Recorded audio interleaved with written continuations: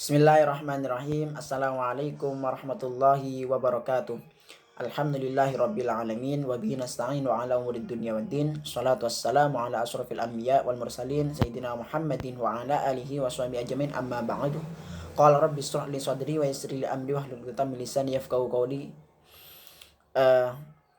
Perkenalkan, nama saya Muhammad Hamim, NIM E 2019-2013. Di sini saya akan menanggapi terkait video dari Bapak Abdul Wadud tentang kebijakan moneter dalam perspektif ekonomi Islam. Sebelum saya menanggapi perihal video Bapak Wadud tersebut, saya akan menyimpulkan atau menjelaskan sekilas terkait apa saja yang saya dapatkan dari video dari Bapak Wadud tersebut. Baik, yang pertama yakni mengenai definisi atau pengertian dari kebijakan moneter dalam perspektif Islam, yang mana yang disebut dengan kebijakan moneter tersendiri yakni seperangkat kebijakan ekonomi yang dibuat untuk mengatur serta mengukur tingkat pertumbuhan pasokan uang dalam perekonomian negara. Dengan tujuan apa? Dengan tujuan kesejahteraan masyarakat tersebut terjamin, seperti itu. Yakni dalam definisi tersebut dijelaskan bahwasanya merupakan kebijakan moneter ini merupakan sebuah seperangkat kebijakan yang dibuat untuk mengukur atau mengatur tingkat pertumbuhan pasokan uang dalam perekonomian negara, seperti itu.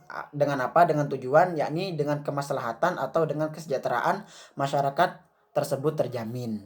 Kemudian yakni tujuan yang lain dari adanya kebijakan moneter ini yakni menekan inflasi dan peredaran uang hingga harga uang barang yang ada di pasaran itu relatif stabil. Yakni dalam tujuan dari kebijakan moneter ini yakni untuk menekan inflasi dari peredaran uang yang menyebar dalam suatu negara itu sehingga harga barang yang ada di pasaran itu relatif stabil, seperti itu.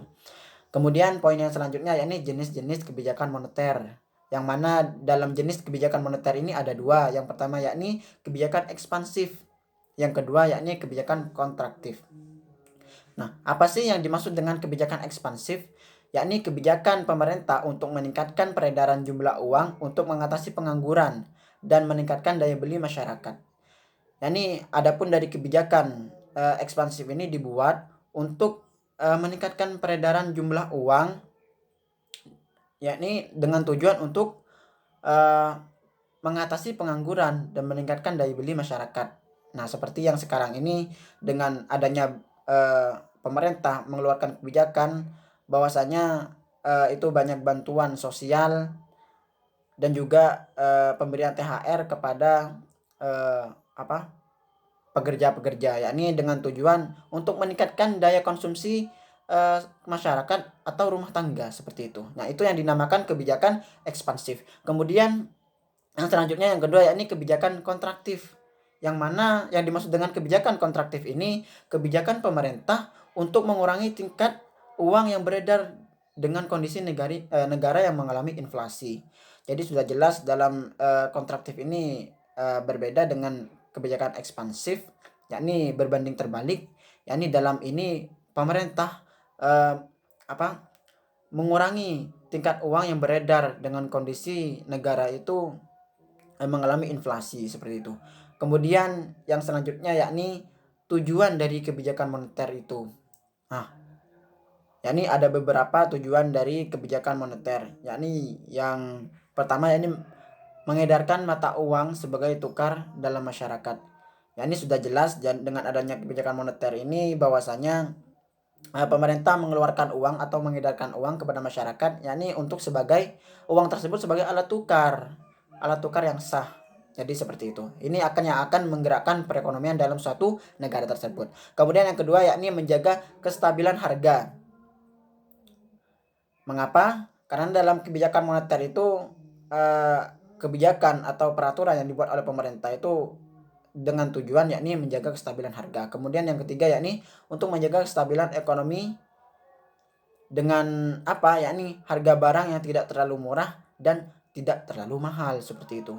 Yakni dengan tujuan kebijakan moneter yang menjaga kestabilan perekonomian ini, Ini supaya harga barang itu tidak terlalu murah dan tidak terlalu mahal, jadi seimbang seperti itu. Jadi kondisional seperti itu.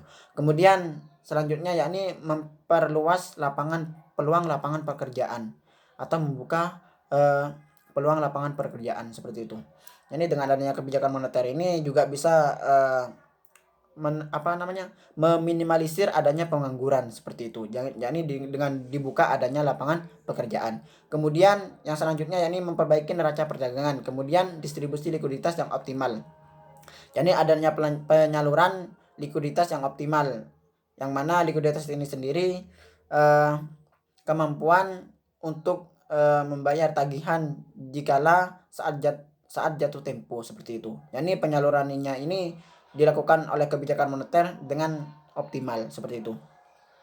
Kemudian yang selanjutnya ini mempertahankan keseimbangan antara ekonomi syariah dan LM. Kemudian yang selanjutnya pertumbuhan ekonomi dan pemerataan. Jadi seperti itu. Jadi itu dengan tujuan kebijakan moneter. Mengapa kebijakan moneter itu dilakukan, itu dengan ada tujuannya seperti itu ya. Kemudian yang selanjutnya instrumen kebijakan moneter. Yang pertama yakni kebijakan operasi pasar terbuka, yang mana kebijakan operasi pasar terbuka ini dilakukan oleh pemerintah dengan alasan bahwasanya pemerintah itu membeli obligasi kepada masyarakat dengan memberikan pinjaman kepada pelaku usaha. Jadi pemerintah itu membeli obligasi atau surat berharga obligasi kepada masyarakat itu dengan memberikan pinjaman kepada pelaku usaha. Jadi seperti itu. Kemudian yang kedua yakni kebijakan diskonto. Kemudian yang selanjutnya kebijakan cadangan khas, kredit ketat, kemudian kebijakan dorongan moral, kemudian yang terakhir yakni kebijakan penyesuaian tingkat suku bunga. Seperti itu. Kemudian poin yang selanjutnya yakni madhab instrumen dalam kebijakan moneter ekonomi syariah atau ekonomi Islam. Yakni terdapat dua madhab. Yang pertama yakni madhab istihaduna, kemudian yang kedua yakni madhab mainstream. Yakni kita yang pertama yakni madhab istihaduna. Nah, madhab istihaduna ini berpandangan bahwasanya tidak memerlukan kebijakan moneter dengan alasan karena sistem perbankan hampir tidak ada dan juga penggunaan uang masih minim. Jadi dalam madhab istihaduna ini berpandangan bahwasanya tidak membutuhkan yang namanya kebijakan moneter karena dengan alasan bahwasanya sistem perbankan itu hampir tidak ada dan juga penggunaan uang dalam perspektif istihaduna ini itu sangat minim seperti itu. Jadi tidak perlu yang namanya kebijakan moneter. Beda dengan yang selanjutnya yakni mazhab mainstream, yang mana mazhab mainstream ini berpandangan bahwasanya pemerintah harus memaksimalkan alokasi sumber daya untuk kegiatan ekonomi produktif. Mengapa? Karena Al-Quran sendiri melarang penimbunan uang yang tidak memberikan manfaat kesejahteraan dalam masyarakat. Jadi dalam pandangan mainstream ini bahwasanya pemerintah itu harus memaksimalkan alokasi sumber daya dana yang ada dan tidak diam atau tidak bergulir pada sekelompokan orang saja. Jadi seperti itu. Jadi ini bisa bertujuan untuk memberikan manfaat atau memberikan maslahat kepada masyarakat yakni. Mungkin demikian sekilas kesimpulan atau materi yang saya dapatkan dari video Bapak. Mungkin untuk tanggapannya yang sudah dijelaskan bahwasanya tanggapan dari video tersebut yakni dalam kebijakan moneter ini dalam perspektif ekonomi Islam atau ekonomi syariah ini sudah sangat jelas sekali dalam video yang Bapak paparkan. Mungkin untuk pertanyaan-pertanyaan bisa di pertemuan pada mata kuliah ekonomi makro. Mungkin demikian dari saya. Kurang lebihnya mohon maaf. Wallahul muwaffiq ila aqwamit thoriq. Wassalamualaikum warahmatullahi wabarakatuh.